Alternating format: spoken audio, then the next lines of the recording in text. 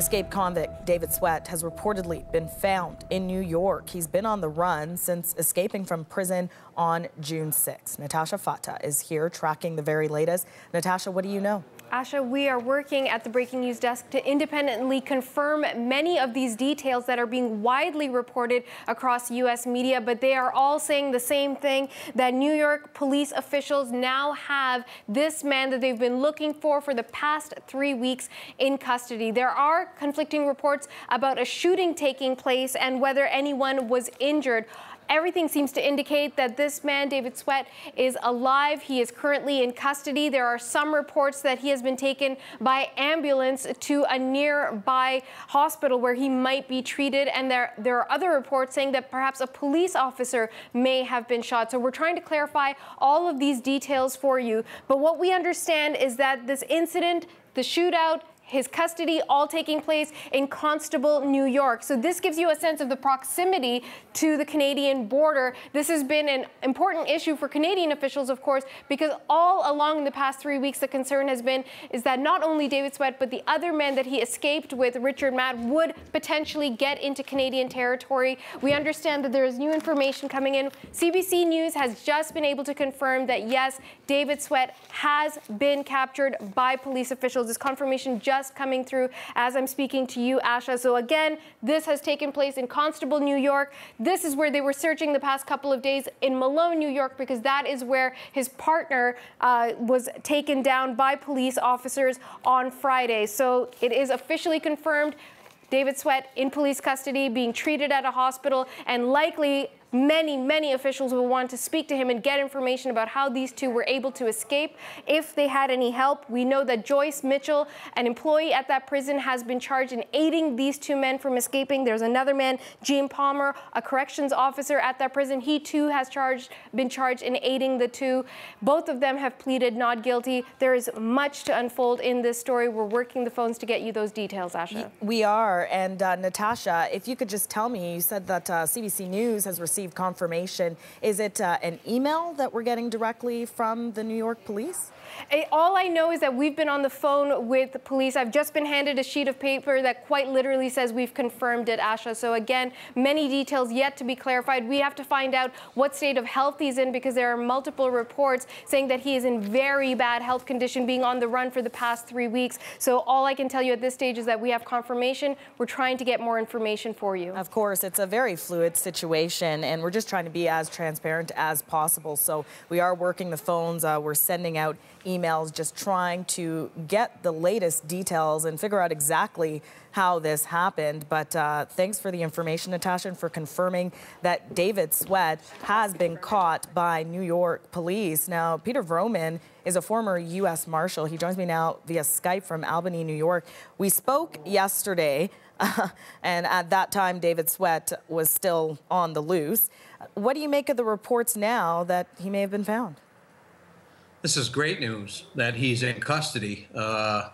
It's terrific news. I mean, this part of the investigation will be over, and then we'll start the second phase of it on how this happened, how this could have occurred. So this is very good news, and we hope our law enforcement partners are fine. Right, and just to recap here, we did get confirmation independently to CBC News from Dave Favreau, Clinton County Sheriff, who confirmed that, yes, indeed, David Sweat has been caught. It sounds like he's been caught alive and arrested from the reports taken to hospital. Now what happens? Well, now, you know, the investigation will continue. He will have an appearance when he is able to, if he is able to, depending on how he is injured, the extent of his injuries. But he will proceed in front of a judge for, like any other criminal case, with additional charges. Whether it'll stay in a New York State's jurisdiction or federal, you know, that's for the district attorney and the U.S. attorney to work out. But this is definitely good news, and all the people that have worked this and the support that they've had from their family, they can, you know, people can come back home. Law enforcement folks can come back home. So it's good. It's good for the whole community now to get on with our lives. Right, and as the information is coming in, and I'm just getting it now, so just going to read to you this coming from our news team that's been on the phone talking to New York police, specifically Clinton County Police, Clinton County Sheriff, saying that he has heard Sweat is in custody. He is at the Malone Hospital right now. He's been shot. They don't know the current condition that he's in, and it happened within the last 45 minutes to 1 hour. You've done these types of investigations, Pete, and you've had a long career, over 30 years. What's the sense, and what can you take me through the emotion of what it must be like to conduct an investigation like this and then to finally find this fugitive? Can you describe that for us from your past experience? Yeah, it's you're very, very tired. It's a very tedious thing. Of course, 21 days like this, you're just very relieved. You are now putting that behind you and looking forward to proving the case and looking at evidence. And it's a good feeling. It's every emotion you can imagine. With something like this. So it is a positive, good feeling to conduct an investigation and see it come to a positive conclusion like this. What do you make of the charges against 2 prison employees who allegedly helped these 2 escape? I'm not privy to that investigation or the evidence that they have in this case. It's all going to play out. We're going to see exactly what happened and how this could have happened and who is involved. That's the one thing you can be certain of, is there'll be a very in-depth and thorough investigation of how this could have actually occurred from a very secure facility like this, the most secure facility that the state pretty much has. Yeah, and the reports are that David Sweat was caught near the town of Constable, New York. That's about 8.5 kilometers from the border with Canada by road. We know that there were reports from police and intel that suggested they may be trying, or David Sweat was trying to head to Canada. But talk to me about this area. We spoke of it before, that it's a pretty dense wooded area, which is possibly why it took quite a bit of time to find this fugitive. Yeah, it's a rugged, remote area. It's sparsely populated, so no eyewitnesses, no one to spot this man or the other man. And then once you get up outside of Malone, of course, north of Malone, it kind of flattens off, and there are farmlands, but it's still very remote and densely wooded areas. One person moving by himself, under cover of darkness or whatever.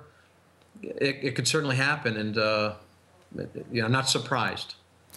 Is it unusual for it to take so long? I mean, more than 3 weeks now to find both of these fugitives. One was shot and killed, as we know, Richard Matt, and now David Sweat caught and arrested in hospital, but also shot. So is it unusual to take that long to find them? I think in this situation with the terrain up there, the remoteness of it, like I said, with no one around and just long stretches with no one there, it's not 21 days in the woods like that. Yeah, that's unusual for somebody to survive that long up there. If it was in a city environment or whatever, an urban environment, of course, there'd be eyewitnesses and it might have gone differently. But I'm definitely surprised that 2 guys could be up in the woods in the northern part of our state for 21 days. A hard existence. Overall, what would you say about the New York State Police and their work? The work of the New York State Police and all of the law enforcement agencies, outstanding. What I can gather, I'm not in the middle of it, of course, but from on the outside somewhat and looking at that, they conducted an awesome investigation and ground search that they had to do. There's no other way to do it in a situation like this. It is pretty much just on the ground and whatever type of air support you can get as well. It was a tedious job that was conducted very well. Yeah, and I know that you're retired, but of course, you knowing and having that experience is why we ask you potentially what these officers could be feeling, and just from what you've read, and of course what we've read. But a lot of people, we can imagine, sighing and relieved that David Sweat has been found. I guess you can concur to that.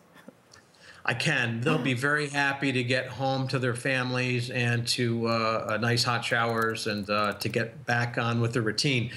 And the support staff of the men and women that had to backfill at whichever municipality or jurisdiction or facility these officers came from, now they can get back to somewhat of their routine as well. It affects the community. It affects family. If you think about the drawdown and the results of this, 2 or 3 people removed from the officers, what they have to feel. So a terrific job. Awesome.